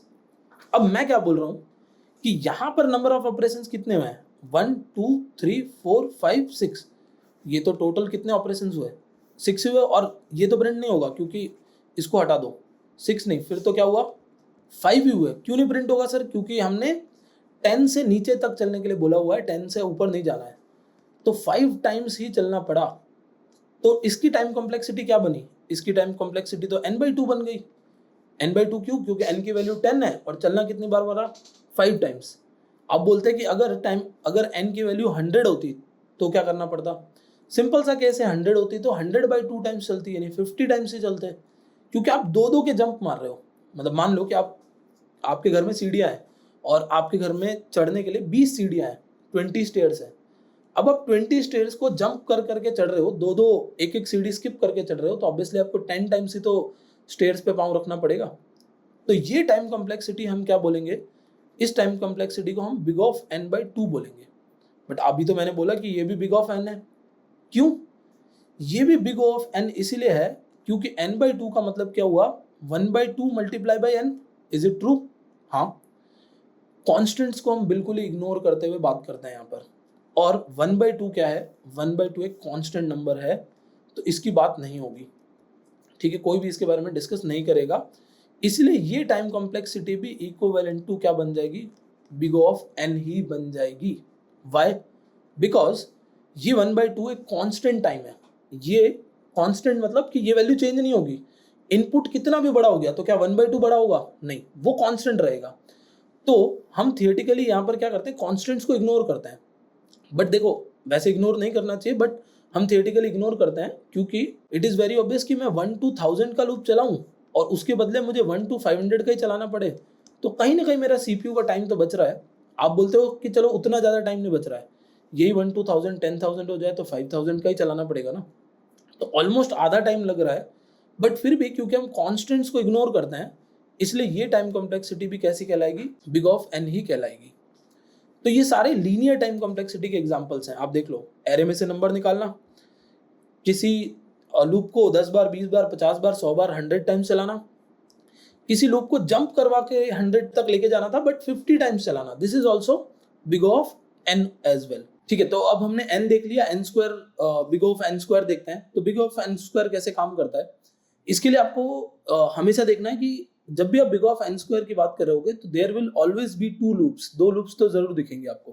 तो ये जो दो लूप्स हैं, first loop and second loop, इन दोनों लूप्स में आप देखोगे कि जो डिपेंडेंसी है वो किसकी है, डिपेंडेंसी दोनों की n पे ही है। मतलब n की वैल्यू जो भी है मेरे पास, जैसे लेट्स से n की वैल्यू 5 है, तो इसकी भी डिपेंडेंसी n पे है और इसकी भी डिपेंडेंसी n पे है।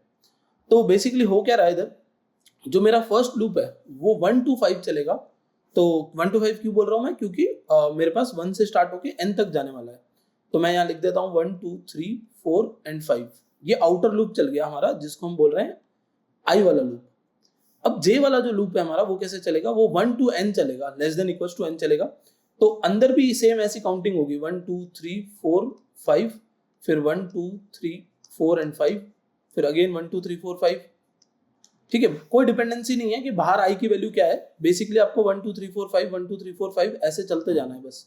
तो ये हमारी जे के वैल्यूज है जो प्रिंट हो रही है, जे की वैल्यूज।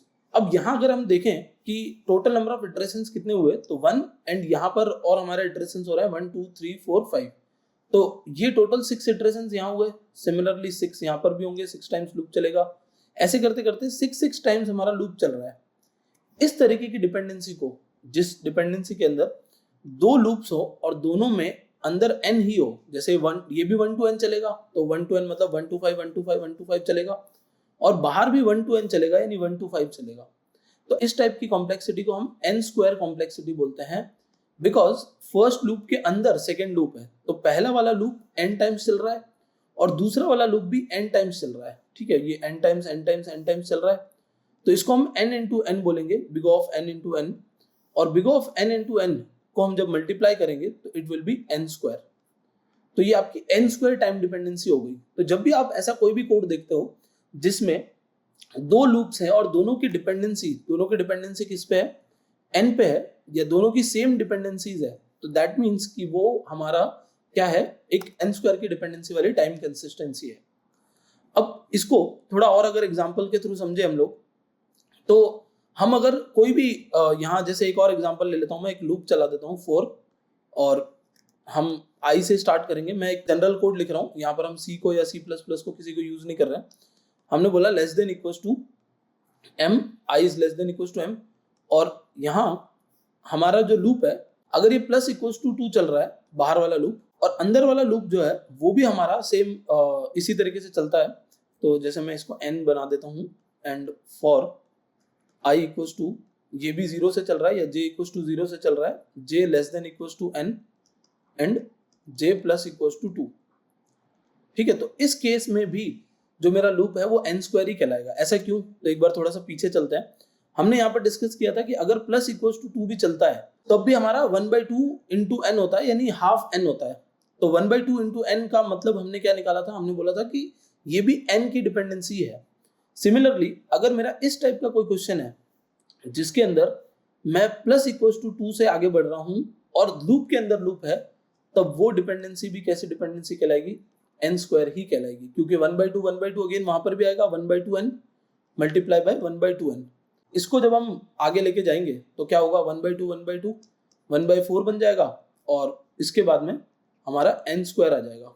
ठीक है, तो हम इसको कांस्टेंट वैल्यूज है उनको इग्नोर करते हैं, तो हम उनको इग्नोर करते हुए क्या करेंगे, इसको भी हम लोग बिग ऑफ एन स्क्वायर ही कंसिडर कर लेंगे। तो ये आपका क्वाड्रेटिक टाइम कॉम्प्लेक्सिटी है। नेक्स्ट स्टेप में चलते हैं और एक और क्वेश्चन हमारे पास है, और इस क्वेश्चन में हमें टाइम कॉम्प्लेक्सिटी फाइंड आउट करनी है, मतलब पहले से दे नहीं रखी है, हमें फाइंड आउट करनी है। तो मेरी n की वैल्यू 4 है, 0 to n मुझे चलना है। 0 to n चलने का मतलब क्या है, 0 1 2 3 तक चलना है, 4 नहीं जाना है, लेस देन तक बोला हुआ है। ठीक है, फिर उसके बाद अगर हम देखेंगे कि इसके अंदर भी एक लूप चला हुआ है जो भी n तक ही जा रहा है, तो ये तो अभी जस्ट हमने सॉल्व किया, सिंपल सी चीज है। इस पूरे को हम क्या बोल देंगे, ये जो पूरा मेरा आउटपुट आएगा ये मेरा बिग ऑफ n आ जाएगा, n स्क्वायर आ जाएगा, not n, big of n square आ जाएगा। अब अगर मैं एक स्टेप और आगे जाऊं तो ये जो मेरी टाइम कॉम्प्लेक्सिटी है वो क्या होगी, तो ये मेरी टाइम कॉम्प्लेक्सिटी क्या होगी, ये n तक चलने वाली टाइम कॉम्प्लेक्सिटी है। मतलब इसमें कहां तक जाना है आपको, इसमें आपको जाना है n तक। तो अब n तक जाने के लिए आपको क्या करना है, आपको k से n जाना है, तो इस टाइम कॉम्प्लेक्सिटी को हम क्या बोलते हैं, बिग ऑफ n बोलते हैं। तो मेरी एक टाइम कॉम्प्लेक्सिटी है बिग ऑफ n स्क्वायर, मतलब ये जो मेरा पहला कोड है, फर्स्ट कोड की कॉम्प्लेक्सिटी मेरी क्या आई, n स्क्वायर, सेकंड की क्या आई, n आई। तो इस तरीके से ये दोनों टाइम कॉम्प्लेक्सिटीज, ये दोनों जो टाइम कॉम्प्लेक्सिटीज आप देख रहे हो, ये हमारी सम अप हो जाएगी और फाइनल टाइम कॉम्प्लेक्सिटी बनेगी। तो कैसे बनेगी फाइनल टाइम कॉम्प्लेक्सिटी, इसके लिए हम इन दोनों को एक साथ में सम करके लिखेंगे अगर, तो big of n square plus big of n, ये क्या होगा मेरा, बिग ऑफ n कॉमन आ गया, n स्क्वायर प्लस n। तो ये मेरी एक और टाइम कॉम्प्लेक्सिटी है big of n square plus n। अब आपके माइंड में क्वेश्चन आना चाहिए इधर कि n स्क्वायर प्लस n मैंने लिखा, बट जब हम ऊपर टाइम कॉम्प्लेक्सिटीज की बात कर रहे थे, जब हमने कुछ देर पहले बोला कि ऐसे इस तरीके से हमारा एक ग्राफ बनता है, क्या यहां हमने कोई n स्क्वायर प्लस n की कॉम्प्लेक्सिटी देखी, x स्क्वायर प्लस x की कॉम्प्लेक्सिटी देखी, नहीं, बिकॉज ऐसी कोई टाइम कॉम्प्लेक्सिटी होती ही नहीं है।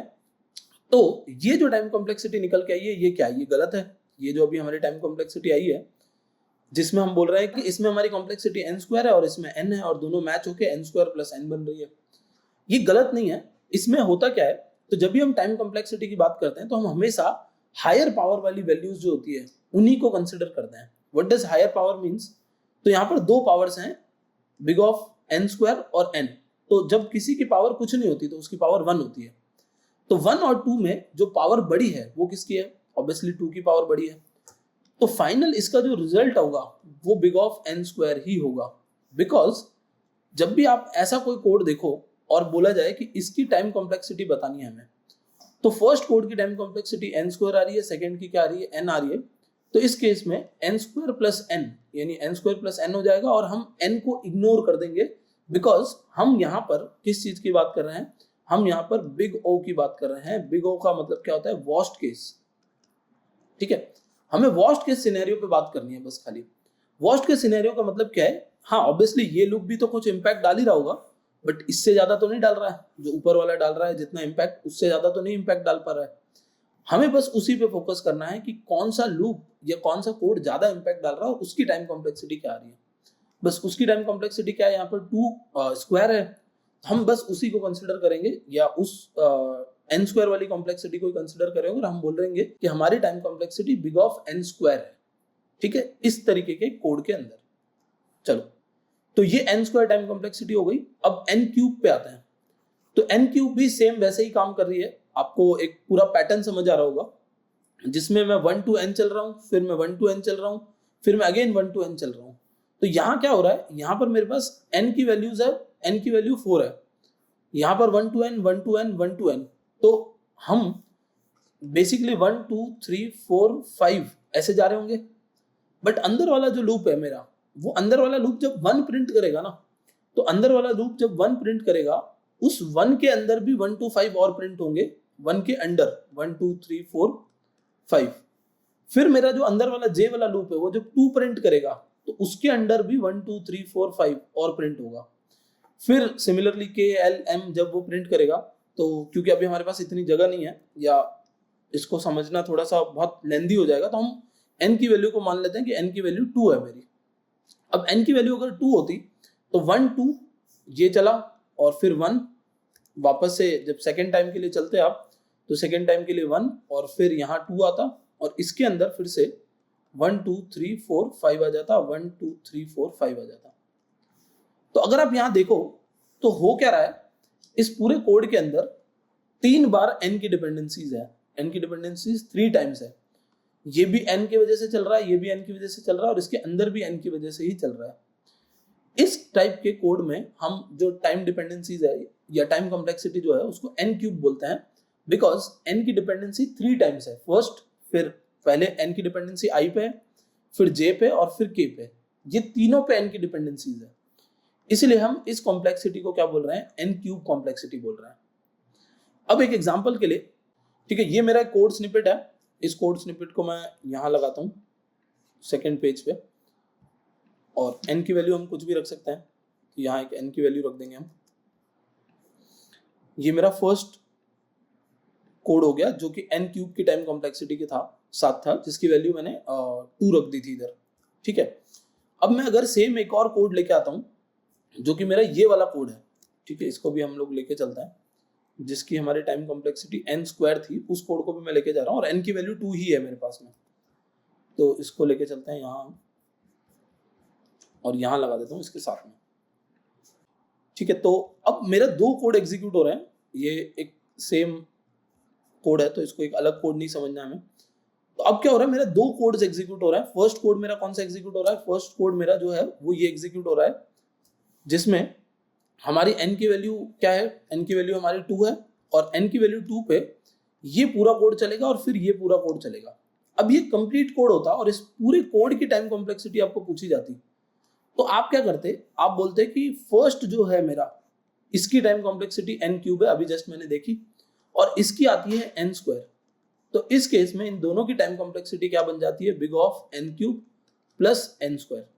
और जैसे हमने बात की थी कि हम हमेशा हायर पावर वाली वैल्यूज को ही लेते हैं। अब यहाँ पर वो लूप भी होता है ना जो एक बार चल रहा है, तो ये हमारा कुछ ऐसा बन जाता कि n स्क्वायर प्लस n। अब n क्यूब, n स्क्वायर और n 3 आ गए, बट हम क्या करते हैं, हमेशा हायर पावर वाली वैल्यू को ही कंसिडर करते और लोअर पावर वाली वैल्यू को छोड़ देते। तो उस केस में हमारा जो आउटपुट आता वो n क्यूब ही आता, मतलब ये टाइम कॉम्प्लेक्सिटी भी कैसी कहलाती, n क्यूब ही कहलाती। तो ये बेसिक हमारे पावर ऑपरेशंस हैं। सबसे पहला हमारा सिंगल पावर यानी लीनियर टाइम कॉम्प्लेक्सिटी है, फिर हमारी क्वाड्रेटिक टाइम कॉम्प्लेक्सिटी है, फिर हमारी क्यूबिक टाइम कॉम्प्लेक्सिटी है। अब एक बार वापस से हम अगर चलते हैं ऊपर और टाइम कॉम्प्लेक्सिटी जहां पर हमने ग्राफ देखा था उस पे आते हैं, तो टाइम कॉम्प्लेक्सिटी वाले ग्राफ में अगर आप देखोगे ना, तो सबसे वर्स्ट टाइम कॉम्प्लेक्सिटी की तरफ हम धीरे धीरे आगे बढ़ रहे होते हैं जब हम ऊपर जा रहे होते हैं, मतलब ये ग्राफ जो है उसमें।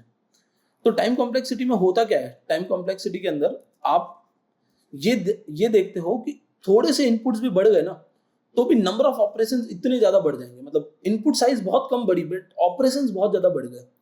ये हुआ किसके अंदर, एक्स क्यूब एक्स स्क्वायर में, मतलब एन क्यूब और एन स्क्वायर के अंदर। बट ये एन के अंदर नहीं होता, एन के अंदर भी, एन भी ऑब्वियसली हमारा क्या है, लीनियर है, बट ऑपरेशंस के साथ साथ बढ़ रहा है। बट एन स्क्वायर जो है वो एक्सपोनेंशियली बढ़ रहा है स्क्वायर में, और एन क्यूब उससे भी ज्यादा एक्सपोनेंशियली बढ़ रहा है क्योंकि क्यूब लगा हुआ है 3 टाइम्स। मतलब कि कोई ऑपरेशन मुझे एक बार करना होता तो अब वो मुझे एक बार नहीं करना, 3 टाइम्स करना है एक तरीके से। मतलब 100 ऑपरेशन, 100 ऑपरेशन है तो 100 इंटू 100 इंटू 100 ये ऑपरेशन हो रहे हैं। एक्चुअली नहीं हो रहा है, ये तो बस एक एक्सप्रेस करने का मतलब वे है एन क्यूब, बट एक्चुअली ऐसा नहीं होगा कि आप एन की वैल्यू 5 है तो 5 इंटू 5 इंटू 5 डाल के आप चेक करो कि एग्जैक्टली 15 ऑपरेशन ही हो रहे हैं क्या। हम यहाँ पर बोल रहे हैं कि इतना फास्ट आपकी क्या होगी, जो नंबर ऑफ ऑपरेशंस हैं वो बढ़ जाएंगे, इतना क्विक ऑपरेशंस बढ़ जाएंगे जस्ट छोटे से इनपुट्स को बढ़ाने से। तो ये हमने देखा कि टाइम कॉम्प्लेक्सिटी में एन क्यूब और एक्स क्यूब या एन क्यूब और एन स्क्वायर ये वॉश टाइम कॉम्प्लेक्सिटी की तरफ जा रही होती है। एन जो लॉग ऑफ एन है वो हमारी एक एवरेज टाइम कॉम्प्लेक्सिटी है, बेस्ट तो नहीं बोल सकते बट नियर अबाउट बेस्ट बोल सकते हैं, बिकॉज 100 ऑपरेशंस पे 100 लूप चलेंगे और 1000 ऑपरेशंस पे 1000, वैसे ही 10 लाख ऑपरेशंस के लिए या 10 लाख इनपुट्स के लिए 10 लाख टाइम्स लूप चलेगा। बट यहाँ तो बहुत ज्यादा एक्सपोनेंशियली लूप चल रहा है। अब एक और टाइम कॉम्प्लेक्सिटी पे हम चलते हैं जो कि हमारी बिग ऑफ एन से भी अच्छी टाइम कॉम्प्लेक्सिटी है, मतलब कांस्टेंट और बिग ऑफ एन के बीच की टाइम कॉम्प्लेक्सिटी है, जिसको हम लॉग एन बोलते हैं। एक बार इसको हम डिस्कस करते हैं लॉग एन टाइम कॉम्प्लेक्सिटी को। तो हम लॉगरिथमिक एन इस टाइम कॉम्प्लेक्सिटी को डिस्कस कर रहे हैं, और इसके अंदर आपको एक कोड दिख रहा होगा, पहले इस कोड को समझते हैं फिर समझते हैं कि लॉग एन कैसे हुआ ये। तो हमारे पास एक वैल्यू है जिसमें हमने 64 डाल रखा है, ठीक है। हमें बोला है कि जब तक n की वैल्यू ग्रेटर देन 0 है तब तक इस लूप को चलाते जाना है। ओके, डन, सही है। अब ये ऑपरेशन ना होके n माइनस माइनस होता, सिंपली क्या होता, n माइनस माइनस होता, तो क्या करते हैं आप, 64 0 से बड़ा है, चलो ठीक है, फिर 64 minus 1 minus 2 minus 3 minus 4 minus 5 minus 6, ऐसे करते करते जब तक आप 1 पे नहीं पहुंचते ना तब तक आपका वो लूप चलता, मतलब वो 64 टू 1 चलता, ठीक है, 64 टू 1 तक जाता। तो आपके नंबर ऑफ ऑपरेशंस कितने होते, नंबर ऑफ ऑपरेशंस आपके बिग ऑफ एन ही होते, मतलब लॉग एन की ही बिग ऑफ एन की ही टाइम कॉम्प्लेक्सिटी आपकी होती, अगर मैं माइनस माइनस कर रहा होता तो। बट मैं माइनस माइनस तो नहीं कर रहा हूं। हमारा कोड क्या बोल रहा है, हमारा कोड बोल रहा है कि माइनस नहीं करना है, डिवाइड बाई 2 करके रीअसाइन करते जाना है एन को। What does that means, that means कि 64 से स्टार्ट किया, ठीक है, तो 64 से हमने स्टार्ट किया है। अब n की वैल्यू क्या हो जाएगी, n की वैल्यू हो जाएगी 64 डिवाइड बाई 2 और वापस n में असाइन हो जाएगी। तो जो n की न्यू वैल्यू होगी वो क्या होती जाएगी, वो हो जाएगी 32, ठीक है। तो नेक्स्ट टाइम जो प्रिंट होगा वो 32 प्रिंट होगा, क्योंकि 32 भी 0 से बड़ा है। फिर और नेक्स्ट टाइम पे डिवाइड बाई 2 होके नई जो वैल्यू आएगी वो कितनी आ जाएगी, 16 आ जाएगी, तो नेक्स्ट टाइम 16 प्रिंट होगा। उसके बाद डिवाइड बाई 2 के क्या बन जाएगा, 8 बन जाएगा, तो 8 प्रिंट होगा। Again divide by 2 4, divide by 2 1, तो मैं इसको लिखते जाता हूँ, 4 आ गया। 4 के बाद क्या होगा हमारा, 4 डिवाइड बाई 2 2 भी आ जाएगा, और 2 डिवाइड बाई 2 फाइनली मेरे पास क्या आ जाएगा, 1 आ जाएगा, ठीक है। अब इसको पूरा एक मैं पैटर्न देखूं, 64 32 16 8 4 8 32 1, इसको पूरा एक पैटर्न के थ्रू हम समझे अगर, तो हम ये बोल सकते हैं कि मेरे पास ये जो 64 है, 32 है, 16 है, 8 है, 4 है, 2 है और 1 है, ये सब कहीं ना कहीं 2 की पावर में रिप्रेजेंट किए जा सकते हैं। कैसे, तो 2 की पावर 0 1 होता है, 2 की पावर 1, फिर 2 की पावर 2, 2 की पावर 3, 2 की पावर 4, 2 की पावर 5, इस तरीके से हम 1 2 3 4 5 6 7, ये 7 नंबर्स हैं। तो अब हम आए हैं कहां तक, 5 तक, और 2 की पावर 6, क्योंकि 2 की पावर 6 क्या होता है, 64 होता है। तो अगर मैं बोलूं कि इन सभी को मैं 2 की पावर में रिप्रेजेंट कर सकता हूं क्या, हाँ ऑब्वियसली कर सकते हैं हम 2 की पावर में रिप्रेजेंट, क्योंकि 2 से डिवाइड होते आ रहा था इसलिए। 3 से होता तो 3 की पावर में कर पाते आप, ठीक है। 3 से होता मतलब कि मान लो 90 मेरी स्टार्टिंग है, 90 मेरा जो है वो पहला नंबर है n, और मैं 3 से डिवाइड करते हुए आ रहा हूं, तो उस केस में इसको मैं 3 की पावर में भी रिप्रेजेंट कर लेता हूं। तो अब हम ये बोल रहे हैं कि यहां अगर हम कुछ कॉमन चीज देखें तो वो क्या है कि हर किसी को हमने बेस में 2 दे रखा है, 2 की पावर 6, 2 की पावर 5, 2 की पावर 4, 2 की पावर 3, 2 1। अब इसके अंदर हम एक पैटर्न देखें तो हम बोलते हैं कि अगर बहुत बड़ा नंबर होता, कोई बहुत बड़ा नंबर के, बहुत बड़े नंबर से मेरा मतलब यहाँ पर यह है कि लेट से ये नंबर होता 10,000, ठीक है, 10,000 वैसे बड़ा नंबर नहीं है, तो इसको और थोड़ा सा बड़ा कर देते हैं, ये हमारा नंबर हो गया लेट से 10 लाख, ओके। अब मेरा नंबर 10 लाख होता, तब ये ऑपरेशंस कैसे चल रहे होते, तो तब भी ऑपरेशंस ऐसे ही चलते, यानी 2 की पावर 0 से आप कहीं तो 2 की पावर x तक जा रहे होते, ठीक है। x क्या होता है, x वो वैल्यू होती है जहां से हमने स्टार्ट किया, तो 2 की पावर 0 से मैं 2 की पावर x तक का सफर मुझे क्या करना पड़ता, मुझे यहां से इधर तक आना पड़ता, 2 की पावर 0 से 2 की पावर x तक, ठीक है। तो ये मेरा एक ऑपरेशन हो गया। अब इसको समझते हैं हम कि 2 की पावर x तक जब मैं आ रहा हूं तो 2 की पावर x जो भी है क्या वो n के इक्विवेलेंट नहीं है, ऑब्वियसली हम यही बोल रहे हैं कि जो भी 2 की पावर x निकलेगा वो n के इक्वली तो निकल रहा है, क्योंकि हमने बोला 2 की पावर 6 64 है। वैसे ही जो मेरा लास्ट नंबर होगा या जहां से मैं स्टार्ट कर रहा हूं, मैं उसको 2 की पावर x मान के चल रहा हूं। तो अब मैं क्योंकि यहाँ पर 2 की पावर x मान के चल रहा हूं, तो इसका मतलब ये है कि 0 से 2 की पावर 1 x में x प्लस 1 ऑपरेशंस हो रहे होंगे, ठीक है। जैसे यहाँ पर हमने बोला कि टोटल 6 ऑपरेशंस नहीं है, 7 ऑपरेशंस है, तभी तो ये 2 की पावर 6 है और ये 0 है। तो टोटल मेरे ऑपरेशंस कितने होंगे? टोटल जो हमारे ऑपरेशंस होंगे वो होंगे x प्लस 1 ऑपरेशंस यहाँ पे। अब हमें क्या करना है, हमें ये जो x प्लस 1 ऑपरेशंस है ना, इनको ये चेक करना है कि log n कैसे बन जा रहे हैं। तो चलो इसको समझने के लिए नेक्स्ट स्लाइड पे आते हैं। और हमने ये देख लिया कि अभी 2 की पावर x ऑपरेशंस हो रहे हैं। तो मैं एक बार ये पूरा जो मेरा कोड है, ये पूरा जो हमने यहाँ से बनाया है, इसको लेके चलते हैं हम नेक्स्ट स्लाइड के ऊपर। ठीक है, तो ये आ गया पूरा। इसको ऐसे समझो, ये पूरे आउटपुट को, कि हमारा जो ऑपरेशंस होंगे, जो भी ऑपरेशंस होंगे, उनको हम ये बोलेंगे कि हमारे ऑपरेशंस कितने हो रहे हैं। हमारे ऑपरेशंस हो रहे हैं बिग ऑफ x प्लस 1। ठीक है, बिग ऑफ x प्लस 1 मेरे ऑपरेशंस हो रहे हैं, जिसमें 1 एक कांस्टेंट वैल्यू है तो उसको इग्नोर कर सकते हो। तो मेरे ऑपरेशंस हो रहे हैं बिग ऑफ x। बट ये x की वैल्यू क्या है, ये तो हमें फाइंड आउट करनी पड़ेगी, क्योंकि हमारे पास x की कोई वैल्यू नहीं आई है, मतलब हमें पता नहीं है कि ऑपरेशंस कितने होने वाले हैं। तो इसको हम लॉग की टर्म्स में अभी रिप्रेजेंट करेंगे। और कैसे रिप्रेजेंट करेंगे अभी आप देखना। तो हम ये बोलेंगे कि जो भी मेरी वैल्यू होगी 2 की पावर x, जो लास्ट वैल्यू है जहां से मैं स्टार्ट कर रहा हूं, वो ऑब्वियसली लेस देन और इक्वल्स टू n ही होगी। ठीक है, जितने भी मेरे ऑपरेशंस होंगे ना, वो 0 टू 2 की पावर x तक जाएंगे, 2 की पावर 0 से 2 की पावर x तक। चाहे कुछ भी आप कर लो, वो जो वैल्यूज होगी वो हमेशा, वापस से मैं लिखता हूं, वो हमेशा 2 की पावर x से लेस देन या उसके इक्वल ही होगी, और more of the case equal ही होगी ऑब्वियसली, क्योंकि हम जहां से स्टार्ट कर रहे हैं वो वैल्यू पर ही हमें आना है।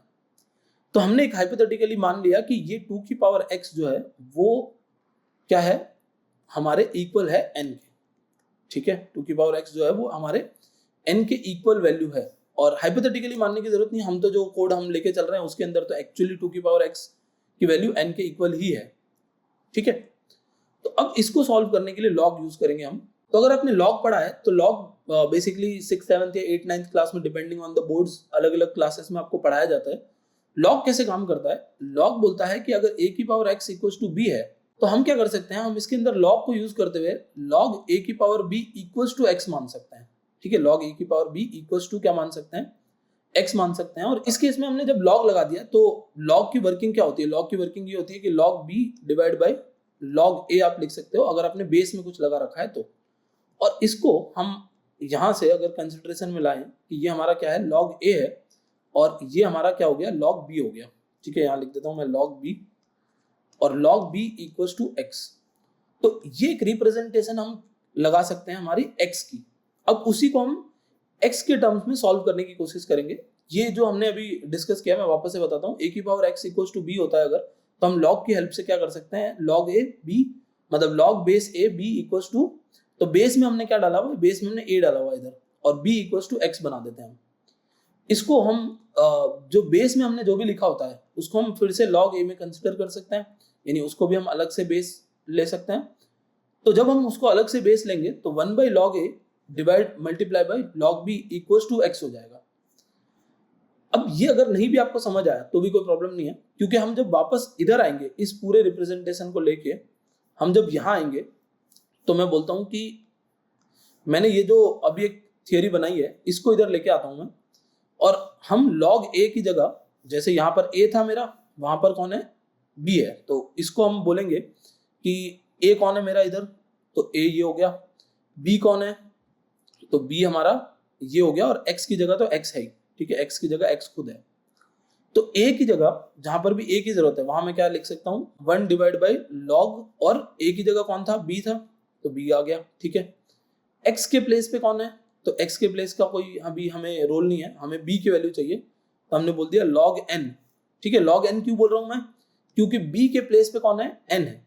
ठीक है, तो log n मैंने बोल दिया, और log n इक्वल्स टू क्या हो गया मेरा, x हो गया। अब आप अच्छे से देखना, ये जो वैल्यू है n, ये तो अभी डिफाइंड नहीं है, but 1 by log b, log b नहीं बोलेंगे, log b इसको नहीं बोल सकते हम, क्योंकि ये हमारा डिफाइंड है कि भाई यहाँ तो वैल्यू हमारी कितनी है, 2 है, 1 बाई log 2।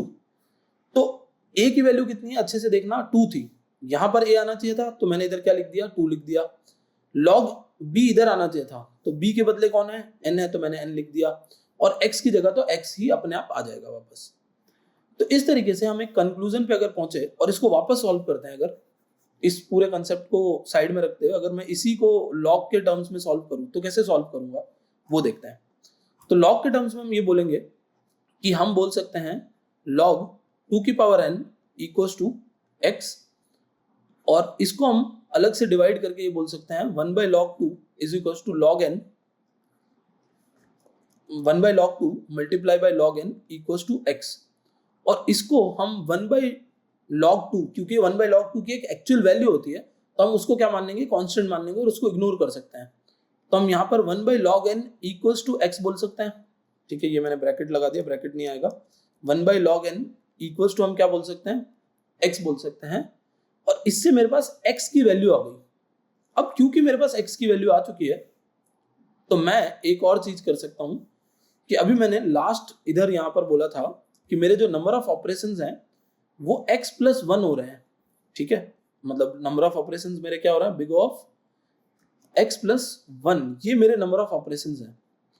तो इसको हम कैसे कंसिडर करेंगे, x की वैल्यू तो अब मेरे पास आ गई है, x की वैल्यू कितनी है, x equals to log n, और प्लस कौन है, 1। अब यहां पर भी 1 एक कांस्टेंट वैल्यू है, कांस्टेंट को हम लोग इग्नोर कर देंगे तो हम बोलेंगे log n हमारा क्या होगा, इसका टाइम कॉम्प्लेक्सिटी होगी हमारी log n।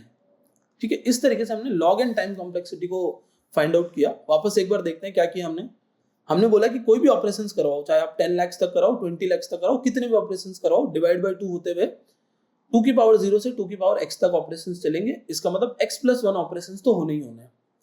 अब इस x प्लस 1 को फाइंड आउट कैसे करें, तो x की वैल्यू फाइंड आउट कर लेते हैं, 1 की हमें नीड नहीं है, 1 कांस्टेंट है तो इग्नोर कर लेंगे हम। अब हम बोल रहे हैं कि 2 की पावर x जो भी होगा वो कहीं ना कहीं इक्विवेलेंट होगा किससे, n से, क्योंकि हमने ऐसे ही देखा 2 की पावर x जो भी होगा वो n से इक्विवेलेंट होगा।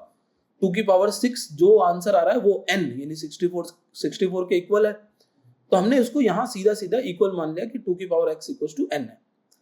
अब हम बोलते हैं कि log की हेल्प से अगर इसको सॉल्व करें तो log की ये वर्किंग है, ये जो आप देख रहे हो वो log की वर्किंग है।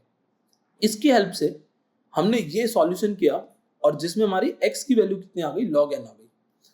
अब हमने बोला कि big O is x plus 1, और x प्लस 1 में x की वैल्यू कितनी आ गई थी, हमारी log n आ चुकी थी, प्लस 1 को हम वैसे इग्नोर करते हैं, इसलिए हमारी इस तरीके की टाइम कॉम्प्लेक्सिटी को हम बिग ऑफ n बोलते हैं। बिग ऑफ n भी एक अच्छी टाइम कॉम्प्लेक्सिटी कंसिडर की जाती है, जैसे अभी हम चार्ट में देख रहे थे।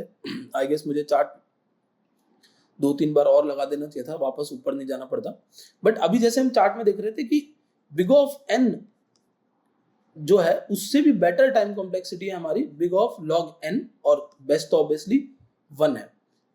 तो अगर किसी कोड को हम इस टाइम कॉम्प्लेक्सिटी पे लिख पा रहे हैं तब भी हम एक अच्छा कोड लिख रहे हैं, हम इस पे लिख पा रहे हैं तब भी हम एक अच्छा कोड लिख रहे हैं, और इस पे तो फिर बेस्ट कोड है। अब ये हमारी टाइम कॉम्प्लेक्सिटीज वो डिस्कस कर ली हमने जो कुछ वॉस्ट थी या जो कुछ वॉस्ट की तरफ जा रही थी, एवरेज टाइम कॉम्प्लेक्सिटीज थी, और जो कुछ बेस्ट थी। अब एक और average time complexity n log n को डिस्कस करने पे चलते हैं, और बहुत ही इजी टाइम कॉम्प्लेक्सिटी है ये। अगर आपको log n समझ आ गया है तो n log n बहुत इजी है, उसमें कुछ है ही नहीं। तो चलो इसको समझने पे आते हैं। आप अच्छे से समझना, n log n में आपको पहले यहां एक वही कोड दिख रहा होगा जो कि हमने पीछे एक चलाया था। ठीक है, हमने एक पीछे एक कोड चलाया हुआ है जिसके अंदर हमारे पास क्या हो रहा है, हमारे पास j की वैल्यू को हमें चेंज करते हुए चलना, और j की वैल्यू हमेशा i है। ठीक है, तो j की वैल्यू हमेशा i होगी, तो इसका मतलब क्या होगा, सबसे पहले i की वैल्यू 1 से स्टार्ट होगी, और यहां हमने बोला है कि ग्रेटर देन 1 होगा तो चलना है, ग्रेटर देन 1 है तो ये वैल्यू हमारी क्या प्रिंट होगी, j की वैल्यू हमारी यहां पर इनिशियली हो गई 1। अब क्या j ग्रेटर देन 0 दिख रहा है, यस दिख रहा है, तो क्या प्रिंट कर दो, j की वैल्यू को यहां प्रिंट करवा दो, 1 प्रिंट करवा दो। अब जब मैं डिवाइड बाई 2 करूंगा, और अच्छे से देखना अगर आपने C पढ़ रखी है तो यहाँ पर इंट लगा रखा है, तो अगर आप कोई भी डिवीजन करते हो ना, और वो डिवीजन अगर इस तरीके से जाता है 1 डिवाइड बाई 2, तो यहाँ पर क्या होगा, 0.5 का एक टर्म आएगा, और 0.5 कोई इंटीजर वैल्यू तो है नहीं, फ्लोट वैल्यू है, तो ये उसको 0 ही कंसिडर कर लेगा, मतलब C उसको अपने आप 0 में कन्वर्ट कर देगा। तो अब मेरे पास J की वैल्यू कितनी हो गई है, 0 हो गई है, तो मुझे इस कोड को आगे नहीं चलाना है, मुझे यहीं पे इस कोड को रोक देना है। यहाँ पर मैं J की बात कर रहा हूँ। ठीक है, नेक्स्ट वापस आते हैं। तो नेक्स्ट टाइम जब वैल्यू हमारी 2 बनेगी, फिर 3 बनेगी, 4 बनेगी, 5 बनेगी, तो इस बार वैल्यू कितनी है हमारी, वैल्यू हमारी 1 नहीं है, 2 है। अब वैल्यू मेरी क्या आ गई, 2 आ गई, और 2 की वैल्यू को मैं सेम अगर इटरेशन में चलाऊं तो क्या 2 0 से बड़ा है? यस बड़ा है, तो 2 को प्रिंट कर दो। ठीक है, प्रिंट कर दिया। एंड नाउ 2 डिवाइड बाई 2 कितना आएगा? 1। 1 भी 0 से बड़ा है तो उसको भी प्रिंट कर दो। फिर मैं आता हूं, मेरी वैल्यू कितनी हो जाएगी? 3 हो गई। क्या 3 0 से बड़ा है? यस, उसको प्रिंट कर दो। एंड 3 डिवाइड बाई 2, ये सेम ऑपरेशन होगा, देखना आप। 3 डिवाइड बाई 2 कितना होगा? 3 डिवाइड बाई 2, वापस से लिखते हैं, 3 डिवाइड बाई 2, 2 1 जार 2 और 1 बच रहा है हमारे पास में। ठीक है, इसको अगर मैं कंप्लीट लेवल पे डिवाइड करूं तो 3 डिवाइड बाई 2 कितना होता है? 1.5 होता है। और क्योंकि इंटीजर वैल्यू है तो कन्वर्ट होकर कितना बन जाएगा? 1 बन जाएगा। क्या 0 से बड़ा है ये वैल्यू? क्या ये वैल्यू 0 से बड़ी है? यस, 0 से बड़ी है, तो यहां भी क्या प्रिंट हो जाएगा आपका? 1 ही प्रिंट हो जाएगा। ठीक है, हम n log n की बात करने वाले हैं इधर। अब नेक्स्ट आते हैं कि ये वैल्यू बन गई 4, तो 4 तो प्रिंट हो गई, 4 के बाद 2 प्रिंट होगा, 2 के बाद 1 प्रिंट होगा, डिवाइड होते होते फिर 5 वैल्यू हो गई, 5 प्रिंट होगा। 5 डिवाइड बाई 2, 5 को 2 से डिवाइड करना आपको, तो 5 डिवाइड बाई 2 कितना होता है? 2.5 होता है। ठीक है, तो ये मैंने 2.5 सही से लिखा नहीं, वापस लिखता हूँ एक बार। 2.5 होता है, और 2.5 को कितना बना दिया जाएगा? इंटीजर में 2 बना दिया जाएगा। ठीक है, चलो, तो मैं इधर लिख दूंगा 2 और यहाँ लिख दूंगा 1। तो अगर मैं सिर्फ अभी बाहर वाले कोड के एग्जीक्यूशन की बात करूं, जो हमारा बाहर लूप चला हुआ था, तो बाहर वाला लूप हमारा n टाइम्स ही चल रहा है। मतलब वहां बाहर वाले लूप की, आउटर लूप की टाइम कॉम्प्लेक्सिटी तो मेरे पास आ गई। मैं इधर भी लिख भी देता हूँ, आउटर लूप की टाइम कॉम्प्लेक्सिटी मेरी क्या है? बिग ऑफ n है। अब मुझे क्या करना है? इनर की टाइम कॉम्प्लेक्सिटीज निकालनी है, या इनर की टाइम कॉम्प्लेक्सिटी पे बात करनी है। तो इनर की टाइम कॉम्प्लेक्सिटी क्या होगी वो पता करने के लिए ये मेरा कोड है जो अभी हमें दिख रहा है, जिसमें 1 आया, 2 1 आया, 3 1 आया, 4 2 1 आया और 3 2 1 आया। अब यहां अगर आप देखोगे ना, तो अगर मैं बोलता कि मेरे पास ये 2 से डिवाइड नहीं हो रहा है, ठीक है, लेट्स से 2 से डिवाइड नहीं हो रहा होता, तो क्या होता? तो तब उस केस में जो मेरे नंबर ऑफ ऑपरेशंस होते ना, वो कंप्लीट कितने ऑपरेशंस होते? वो जैसे यहाँ पर आपको 3 के बाद 2 भी प्रिंट करना पड़ता, 1 भी प्रिंट करना पड़ता, मतलब ऐसे प्रिंट होता 1 2 1 3 2 1 4 3 2 1 और 5 5 4 3 2 1, ये सारे ऑपरेशंस मेरे प्रिंट हो रहे होते हैं। तो उस केस में हमारा जो अंदर वाला कोड है, वो अंदर वाला कोड भी n टाइम्स ही चल रहा होता। बट अभी ऐसा नहीं हो रहा है। अभी क्या हो रहा है? हम 2 से डिवाइड करते जा रहे हैं, तो इसलिए अंदर वाला कोड n टाइम्स नहीं चलेगा। और 2 से जब डिवाइड करते जाते हैं हम, तो हमारी जो अंदर की टाइम कॉम्प्लेक्सिटी होती है वो हमारी log n बन जाती है। ये अभी हमने जस्ट डिस्कस किया है यहाँ पे। ठीक है, कैसे बनती है? क्योंकि एक पैटर्न हमारे पास बना हुआ है, तो हमारी अंदर की जो टाइम कॉम्प्लेक्सिटी होती है वो क्या बन जाती है? log n बन जाती है। और इन दोनों टाइम कॉम्प्लेक्सिटीज को हम क्या करेंगे? प्लस नहीं करेंगे, मल्टीप्लाई करेंगे, क्योंकि इस लूप के अंदर वो कोड लिखा हुआ है। आप अच्छे से देखना। ठीक है, तो ये मेरा आउटर लूप है, ये मेरा इनर लूप है। तो जब भी अंदर कोड लिखा हुआ होता है, उस केस में हम टाइम कॉम्प्लेक्सिटी को क्या बोलते हैं? तो हम उस केस में हमारे इन दोनों टाइम कॉम्प्लेक्सिटीज को मैच करके या मल्टीप्लाई करेंगे, big of n multiply by big of n log n, n नहीं log n। ठीक है, तो जो इसका फाइनल रिजल्ट आएगा वो क्या होगा? n log n। ओके, ये हमारा फाइनल इसका रिजल्ट हमें दिखेगा। तो इस तरीके से हम क्या करेंगे? हम एक और टाइम कॉम्प्लेक्सिटी कैलकुलेट कर सकते हैं जो n log n time complexity है। अब n log n time complexity हमारे ग्राफ में कैसे दिखती है, वापस एक बार उस पर आते हैं हम लोग। और ये हमारी n log n time complexity है, जो कि एक एवरेज टाइम कॉम्प्लेक्सिटी है, ना ज्यादा बुरी ना ज्यादा अच्छी टाइम कॉम्प्लेक्सिटी है। ये भी दो चीजों से मिलकर बनी हुई कॉम्प्लेक्सिटी है हमारी। एक तो पहली बिग ऑफ n और बिग ऑफ log n, तो इन दोनों का एक फाइनल जो कॉम्बिनेशन है वो है n log n।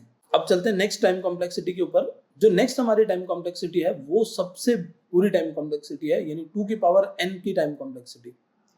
2 की पावर n की time complexity generally Fibonacci series में देखी जाती है। फिबोनाची सीरीज जब आप प्रिंट करते हो, तब इस केस में क्या होता है? इस केस में अगर मैं इस कोड की ही बात करता हूं, जो कोड यहाँ लिखा हुआ है, ये कोड अपने आप को वापस कॉल कर रहा है। तो एक तरीके से रिकर्जन यहाँ पर हमने लगा रखा है। जब भी रिकर्सिव कोड लिखा जाएगा तब हमारी टाइम कॉम्प्लेक्सिटी 2 की पावर n में चली जाती है।